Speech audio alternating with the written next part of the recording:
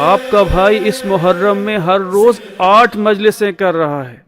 صبح نشتر پارک، پھر سولجر بازار، پھر خراسان، رنچولی، رضویہ اور آخر میں جعفر طیار.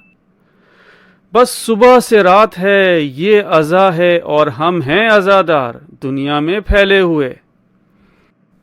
ماشاءاللہ مانی، مگر اتنی ساری مجلسوں میں تم کرتے کیا ہو؟ پھر بے وقوفوں والا سوال.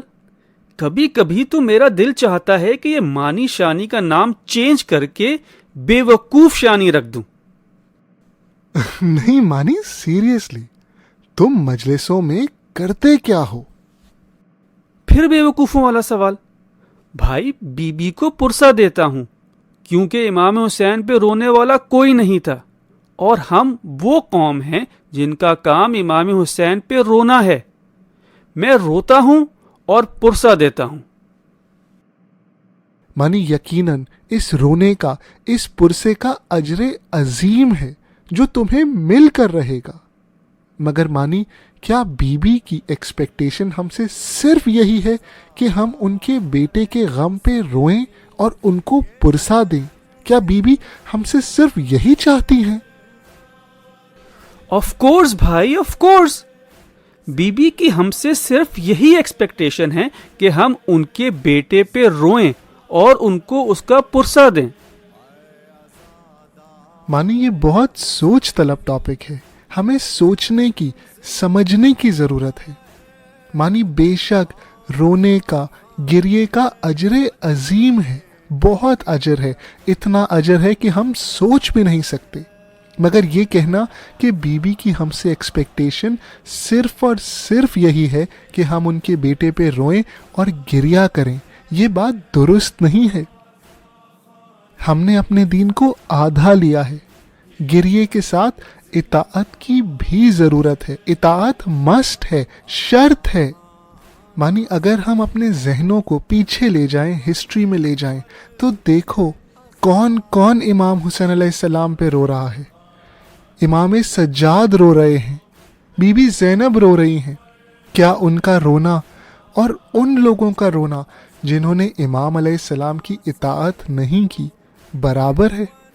مانی ہر کوئی امام کو رو رہا تھا، بعد تو بعد روز عاشور رو رہا تھا. لیکن کیا ہر رونے والا برابر تھا؟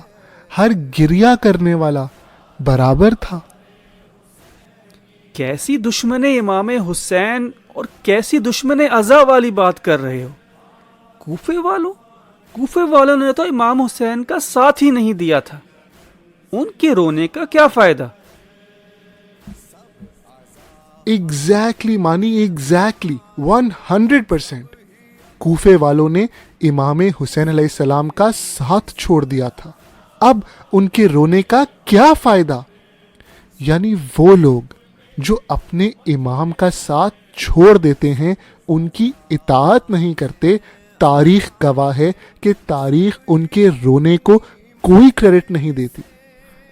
مانی ایکچولی یہ مجالس ہمیں اس لیے بلاتی ہیں تاکہ ہم آئیں، روئیں، اپنے دل کو نرم کریں اور اپنے دل میں محبت امام اور محبت امامت ڈالیں، اور اس جذبے سے، اس نرم دل کے ساتھ اطاعت امام کی راہ پہ چلیں.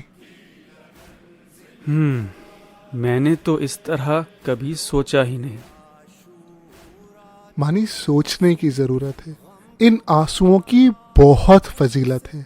بار بار تلقین کی گئی ہے کہ ہم فرش عزا پہ آئیں اور روئیں، مگر ہمیں یہ سمجھنے کی ضرورت ہے، یہ سوچنے کی ضرورت ہے کہ کیوں امام حسین علیہ السلام پہ کیوں روئیں.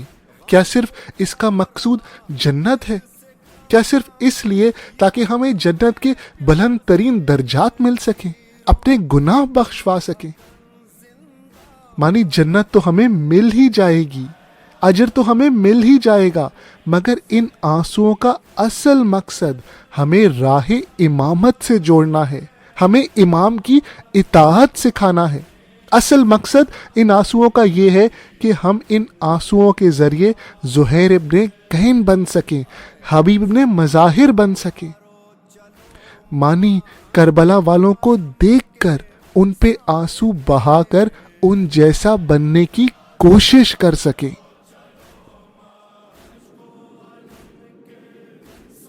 ہمارے آنسو اس بات کی تصدیق کرتے ہیں کہ ہم امام حسین کے چاہنے والوں میں سے ہیں، ان کے عزادار ہیں، مگر ہمیں صرف آنسوؤں پر اکتفا نہیں کرنا، بلکہ آنسوؤں سے مدد لے کے اطاعت امام کے لیے خود کو تیار کرنا ہے، اور اپنے زمانے کے امام سے، امام زمانہ سے وہی رشتہ جوڑنا ہے جو کربلا والوں کا امام حسین کے ساتھ تھا۔ آپ سب بھی یہی کریں اور ہمارے اس میسج کو سب سے شیئر کریں۔